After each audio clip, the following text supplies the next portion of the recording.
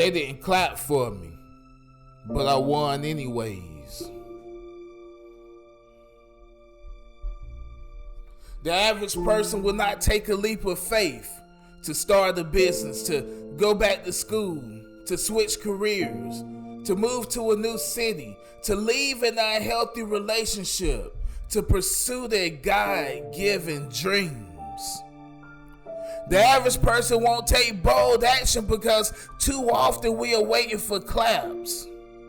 We're waiting for approval, the applause, the validation of others. I'm here today to tell you, stop waiting for claps. Stop waiting for validation. Stop waiting for permission. You don't need their applause to obey the call on your life. They didn't clap for me, but I won anyways. The word of God declares in 2 Timothy 1:7, for God has not given us a spirit of fear, but of power and of love and of a sound mind. Yet too many of us are operating not from power, not from love, not from wisdom, but from fear, doubt, and insecurity. We are waiting for the world to approve what God has already anointed. We hesitate to move because we want someone to cheer us on. We want someone to validate our idea before we invest. We want someone to say, "You're doing the right thing," before we leave the familiar behind. Hear me loud and clear. Your assignment does not need an audience. Your destiny does not require their congratulations. Your purpose does not depend on their participation.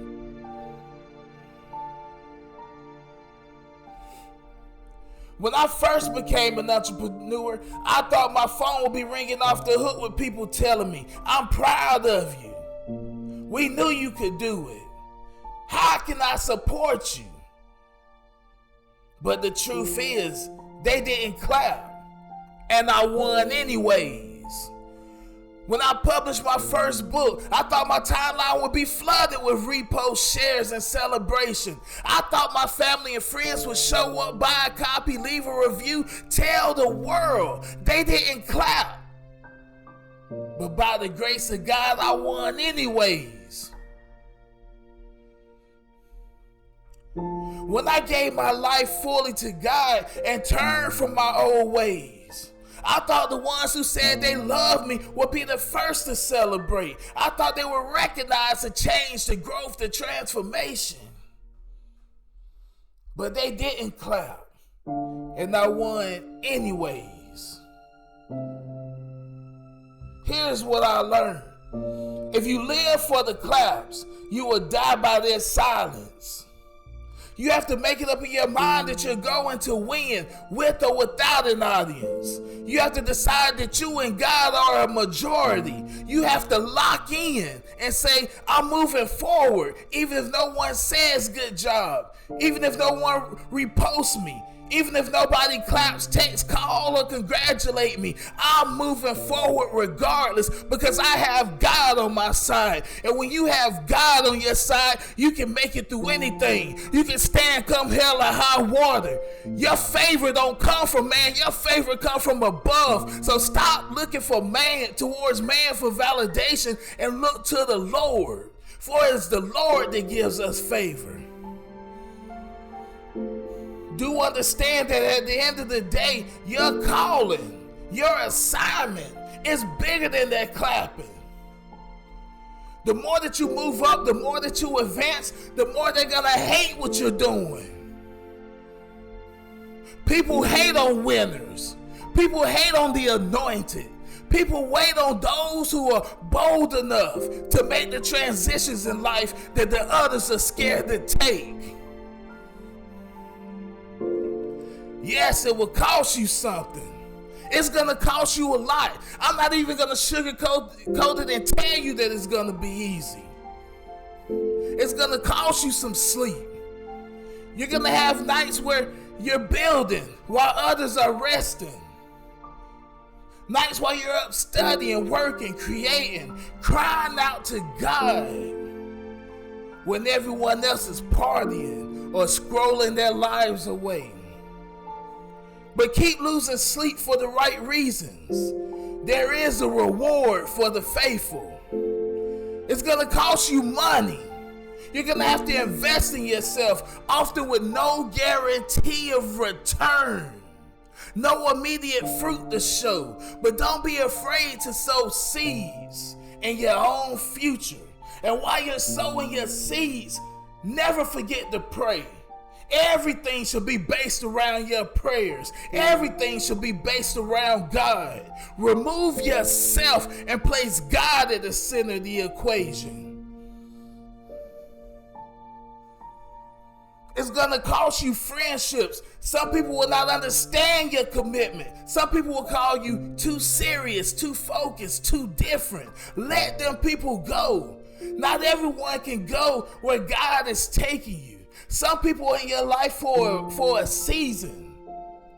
And when you recognize these words, that's your time to realize that their season in your life is up. Elevation often requires separation. It may even cost you some sanity on some days.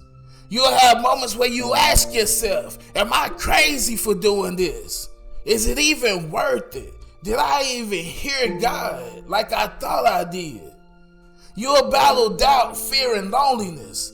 But remember, the same God who gave you the vision is the same God who will give you the victory.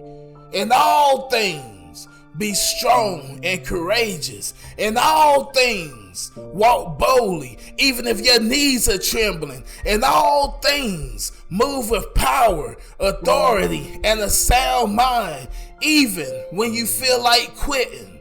Keep praying, even if it seems like heaven is silent. Keep knocking, keep seeking, keep asking God. God hears you.